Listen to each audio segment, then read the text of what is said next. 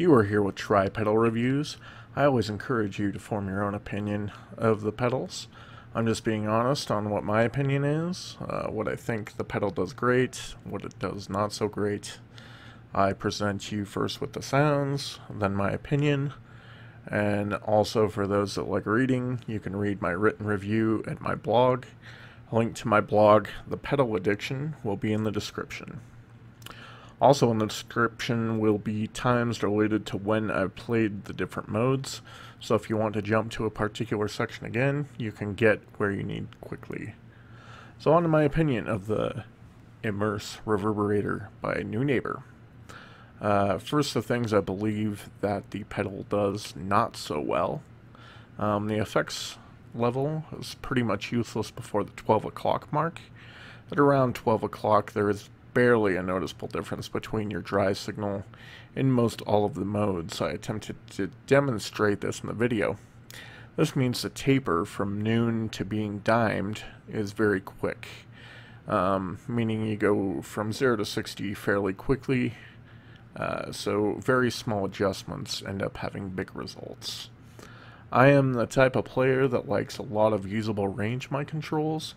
I felt this was the biggest weak spot and ultimately why I sold this pedal. The way that Nuenaber does their mixing between dry and wet is that the dry signal is never affected. You are only bringing up the level of the reverb when you do the effects level. This is the reason that they need the kill dry switch. Where on many reverb units you would just crank the mix all the way up to achieve the same thing. I'm a player that likes the ability to get ambient with my playing, and I felt the reverb was always too quiet in the mix. This is less apparent on the audio recording, as there is some compression that will go on between the room and the audio, making it to your ears in the video. But you can definitely tell the level difference when you were in the room with it. The next thing that I didn't find so great, the spring reverb and the echo modes, to me were very disappointing. The echo mode wasn't that musical to me. Echoes always seem, further back in the mix. I would have liked the ability to really bring them up. The spring mode, when I'm looking for spring, I'm looking for splash. The ability to do splash and, kind of get that background spring Dick Dale type sound. I didn't feel that I got anywhere close on there. Just didn't feel like I had a lot of character.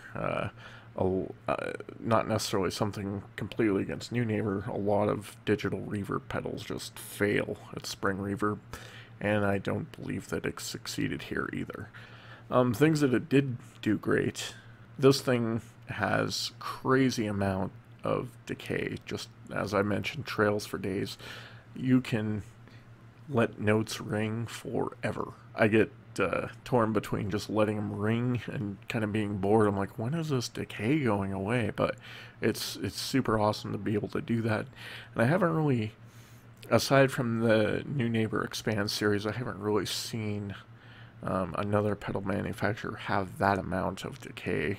That just sounds awesome. I do like the kill dry switch.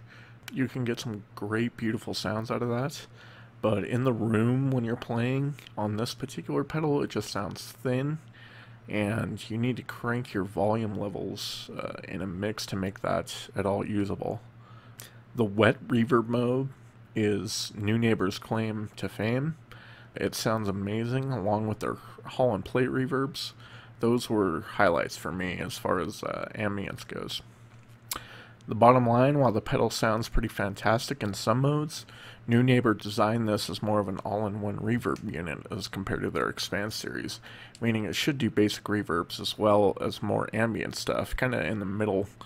I cannot really recommend this as a basic reverb pedal, as it doesn't do the basics that well. I also can't really recommend it for ambience due to the thin nature of the sound dimed and the level control issue, as well as a lower volume when the kill dry switch is used. Even, live use I think is going to have issues with this, as well as studio. In a studio you can bring the mix up, it's not that big of a deal, but ultimately I think this pedal falls awkwardly in the middle between basic and ambient. It does sound great, but I have a lot of other reverbs that sound fantastic as well. In the end, it wasn't enough for me to keep the pedal. I did end up picking up the Expand Series Wet Reverb and the EXP switch, and I'm definitely absolutely happy with that purchase. It fits more my taste. I can get all the different reverb algorithms in that, as I can't do it all in one. I can do it, just not, you know, all of the reverbs at once. So that is my opinion. Take it for what it's worth. Thank you guys so much for watching. If you like this review, please like and subscribe, and stay tuned for more reviews in the future. Thank you. Bye.